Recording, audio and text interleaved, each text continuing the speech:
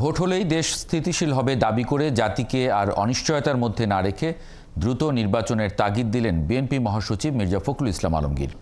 সেই সাথে ঐক্য বিনষ্ট হয় এমন বক্তব্য না দিতে রাজনৈতিক দলগুলোর প্রতি আহ্বান জানিয়েছেন তিনি। নির্বাচিত সরকার না থাকায় বিনিয়োগকারীরা মুখ ফিরিয়ে নিচ্ছে জানিয়ে দেশকে আর ঝুঁকির মধ্যে না ফেলতে দলগুলোর প্রতি আহ্বানও জানিয়েছেন বিএনপি মহাসচিব। বিকেলে লাকসামের জনসভায় তিনি এসব কথা বলেন। রহিম রুমনের প্রতিবেদন। রাষ্ট্র কাঠামো মেরামতে বিএনপির ৩১ দফা বাস্তবায়নে দেশব্যাপী ধারাবাহিক কর্মসূচির অংশ হিসেবে কুমিল্লার লাকসামে জাতীয়তাবাদী দলের এই জনসভা। দুপুরের পর জনসভা শুরু হবার কথা থাকলেও সকাল থেকেই লাকসাম স্টেডিয়াম মাঠে মিছিল নিয়ে আসতে থাকেন মনোহরগঞ্জ ও লাকসাম উপজেলা বিএনপির নেতাকর্মীরা। জনসভায় স্থানীয় নির্বাচনের আগে জাতীয় নির্বাচন দেওয়ার দাবি জানিয়ে যারা বাংলাদেশের স্বাধীনতায় বিশ্বাস করে না তাদের ভোট না দেওয়ার আহ্বান জানান বিএনপির ভাইস চেয়ারম্যান বরকতুল্লাহ বুলু। যারা বাংলাদেশের মুক্তিযুদ্ধ স্বীকার করে না, তারা বাংলাদেশে ভোট চাওয়ার অধিকার তাদের নেই, তাদেরকে ভোট চাওয়ার কোনো অধিকার নেই। কোন স্থানীয় সরকার আগে হবে এটা বিএনপি কখনো মেনে নেবে না।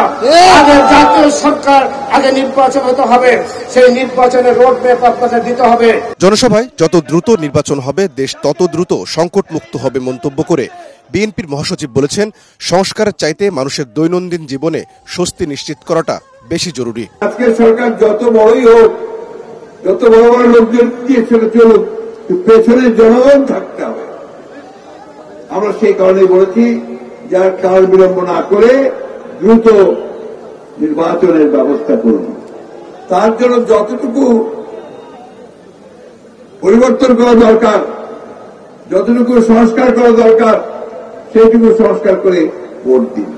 ঐক্য বিনষ্ট হয় এমন বক্তব্য না দিতে রাজনৈতিক দলগুলোর প্রতিও আহ্বান জানান তিনি। বলেন, নির্বাচিত সরকার না থাকায় বিনিয়োগকারীরা মুখ ফিরিয়ে নিচ্ছে। আপনাদের এখানে কুমিল্লা লাকসামে আপনাদের অনেক বড় বড় ব্যবসায়ী আছে, অনেক বড় বড় ব্যবসায়ী, তারা কিন্তু এখন ব্যবসা প্রায় বন্ধ করে ফেলছে। নতুন আর বিনিয়োগ করছেন না, কারণ তারা নিশ্চিত নন যে এই অবস্থাটা থাকবে না, আরো খারাপ হবে। সেই কারণে তারা বিনিয়োগ করছে না। ফলে কি হচ্ছে, আমার ছেলেরা কিন্তু চাকরি পায় না।